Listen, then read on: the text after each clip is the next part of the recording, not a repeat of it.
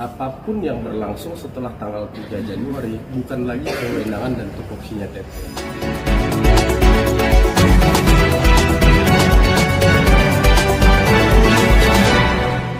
Pertama, yang kedua juga ya, adanya juga rekaman ya, adanya rekaman, tapi nggak akan lah kita up ya gitu. Ini ada rekaman yang ada orang kok bisa gitu. Saya merasa orang tersebut adalah orang yang sangat baik gitu, kok bisa menjatuhkan saya, itu niatnya apa sih juga nggak tahu. Nama Teteh kan ikut disebutkan ya terkait penyebaran itu Ya. dari 5 itu, mungkin melihatnya seperti apa sih? Ya kaget, saya apa yang diuntungkan, saya yang dihina-hina, saya yang dijelek-jelekin, keuntungan saya apa? Dapat iba dari masyarakat loh.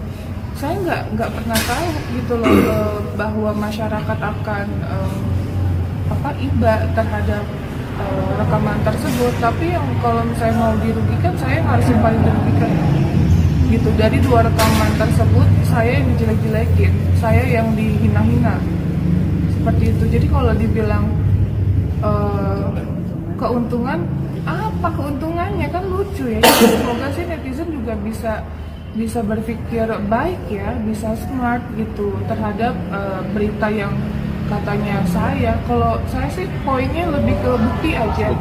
Kan sekarang udah proses katanya melaporkan ke pihak yang berwajib, buktiin aja. Dan saya pastikan pada saat mungkin 2 bulan yang lalu, saya aja nggak mau dengar rekaman itu karena saya tahu dari Om Brian, mantan PH saya, bahwa intinya ngomongnya gini-gini. Demi Allah saya nggak lihat, nggak dengar rekaman itu. Saya minta tolong orang terdekat saya, pasangan saya, untuk mendengarkan isinya apa sih gitu. Jadi pada saat booming viral fittingnya, saya baru tahu oh isinya ini. Jadi kalau dibilang menyebarkan, buktikan aja, silakan buktikan. Seperti itu. Cukup gerah nggak sih Teh? Akhirnya masih dituding. Masih sampai sekarang lah gitu. Oh gerah banget, capek banget. Terus saya nggak tahu ya dari turunannya tidak berdasar, itu poin pertama. Terus yang kedua pun kok saya selalu ditarik-tarik ya, itu sudah selesai harusnya gitu. Ada lagi dikaitkan ke kanan ke kiri, kenapa harus saya gitu?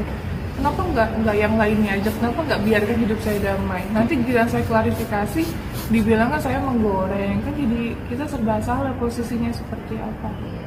Tapi pada prinsipnya kami jujur sangat kecewa dengan statement-statement itu ya, apalagi opini publik yang mengiring bahwa penyebaran video itu adalah penyebaran rekaman ya, maksud kami adalah dari teknologi.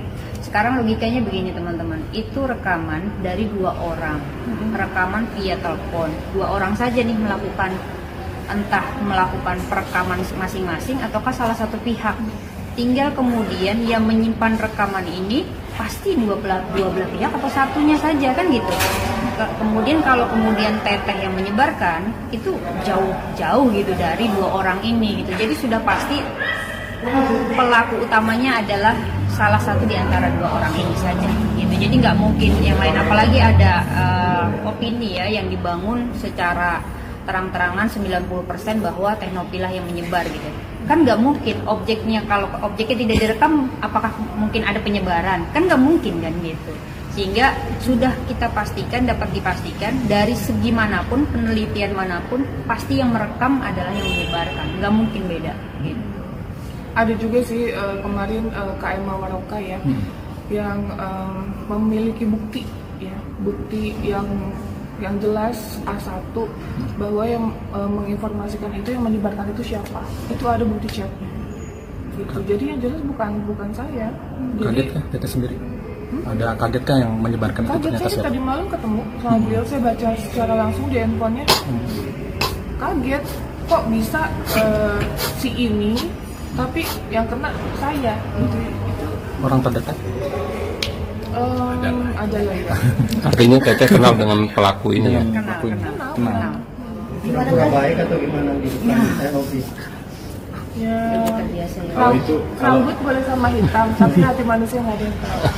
Kalau ini kan nanti terbuka dalam proses dari polisi. Iya, karena jujur kami senang kalau kemudian semuanya berproses secara sesuai dengan aturan ya, aturan. Misalkan ada pelanggaran hukum silakan tempuh di jalur hukum, ada pelanggaran kemudian soal dana apa segala macam di gugatan silahkan kemudian di gugatan, biar tidak berkembang liar gitu. Kalau berkembang liar ini kan edukasi ke masyarakat juga jadinya buruk gitu, dan semakin panjang gitu. Daripada di media sosial ya gitu, misalnya nanti digoreng-goreng nanti saya lagi yang kena gitu. Baik ya udah aturannya aja, proses hukum kalau emang terbukti ya buktikan seperti itu. Kalau emang nggak ada buktinya jangan diberikan statement ke media, itu aja ke sosial media. Karena begini teman-teman, Tete itu memang di awal kenapa tidak aktif menjawab, biar kemudian fakta yang berbicara.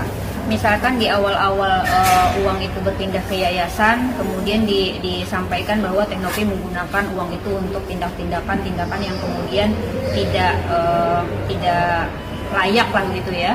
Siangnya jadi apa, malamnya jadi apa. Bahkan untuk perawatan pun dituduhkan menggunakan uang donasi itu.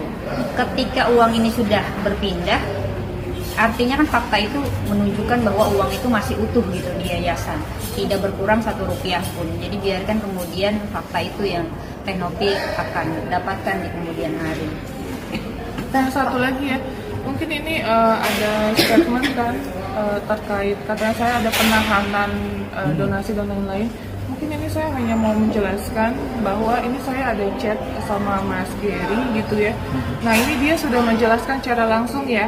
Oke, mungkin saya salah menafsirkan, saya minta maaf. Nah, Ini udah jelas ya, saya nggak ada loh statement terkait saya menahan, saya nggak boleh ditransfer apa itu nggak ada sama sekali. Berarti yang isu pas yang Jadi jangan dibilang juga katanya saya pelin-pelan, saya ini, saya itu. Saya lagi yang kena ya, Novi lagi. berarti yang soal perkara duit tidak bisa keluar ataupun itu bukan ini ya Teh ya? Saya nggak tahu, saya hanya menjelaskan tentang SOP, menegur etika, hanya itu aja. Itu internal lah, wajar gitu ya. Karena kan dimanapun saya pendiri yayasan tersebut dari 2021 loh, bertanggung jawab dong gitu. Jadi ya gimana pun tetap saya harus tahu. Oke. Satu lagi dah. Di Boleh. belakangan muncul ada tuh bos HK yang artinya tahu banyak tentang Teknopi. Sebenarnya apa dan mungkin ada apa hubungan dengan bos HK sendiri? muncul mulu nih Teh di Sampai bilang tahu kata dari atas ke bawah kan? Ya gitu. saya juga tahu dari kamu sampai kaki itu Apa kan mungkin kata awalnya gimana Teh kata bisa ini. bertemu? Jadi itu sebenarnya kalau dengan HK itu sama sekali nggak ada masalah. Saya yang mengambil alih posisi komunikasinya ya dengan Pak HK. Di chat saya lengkap, kami bisa membuktikan bahwa tidak ada masalah apapun gitu. Tapi nggak tahu kenapa di media kok di ini salah satu ini ada bahkan YouTube ya yang kami temuin sehari 2 kali gitu naikin Pak HK ini. Kita geleng-geleng kepala, ada apa gitu sebenarnya gitu. Nah sebentar, kita mau saya pribadi mau klarifikasi dulu terkait berita yang kemarin itu kan. Jadi gini, awal mulanya mungkin harus dijelaskan pada saat ada seorang oknum juga yang menginformasikan terkait video tersebut. Saya udah tahu tuh sebelumnya. Nah, terus saya mikir gini, oh ya sudah, sebelum viral ya video saya sama Pak HK tersebut, saya menghubungi asistennya yaitu Mbak Lia, asisten dari Pak HK, untuk meminta beliau mengklarifikasi bahwa yang kalau nanti berita itu terjadi, dia harus memberikan statement. Jadi dia membuat video, tolong kirim ke saya. Nah ternyata dia membuat klarifikasi sendiri. Ini saya mau share ya sedikit aja. Ini tanggal 25 November.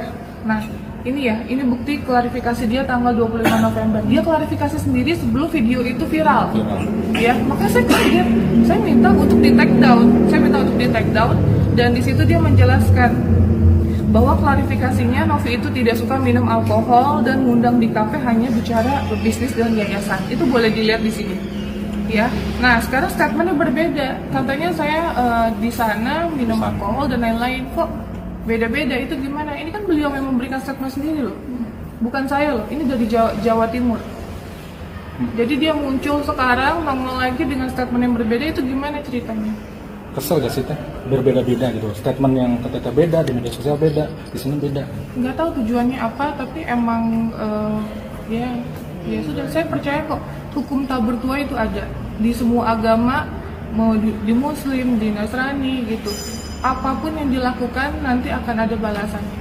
Yang penting saya di sini nggak pernah ada masalah sama beliau, saya tidak pernah ada maksudnya urusan apa gitu, saya nggak ada sama sekali gitu. Dan sudah dijelaskan pada saat 30 November beliau ke Jakarta, beliau mau bertemu dengan saya jawab enggak mau karena emang nggak ada komunikasi.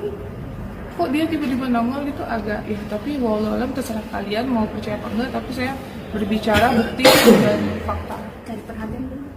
Kenapa? Cari perhatian mungkin teh. Oh iya cari perhatian. Aduh, anak saya butuh perhatian lebih lah dibandingin orang lain ya. Tapi pada prinsipnya ini teman-teman, apapun itu ya di belakang itu bukan pokok permasalahan ini gitu, sehingga kemudian jangan lari ke depan sampai kemana gitu ya, karena memang pokok permasalahannya kan dana donasi ini dan sudah dianggap clear oleh semua masyarakat. Betul. Gitu. Jadi bukan lagi soal itu, dan itu menurut kami ya bumbu-bumbu yang ya sebagian orang untuk digoreng ya, untuk biar lengkap gitu. Kaitan dengan hukum dana donasi kan sedang bergulir di perdataan. Jadi harusnya proses itu saja yang ditempuh. Ya.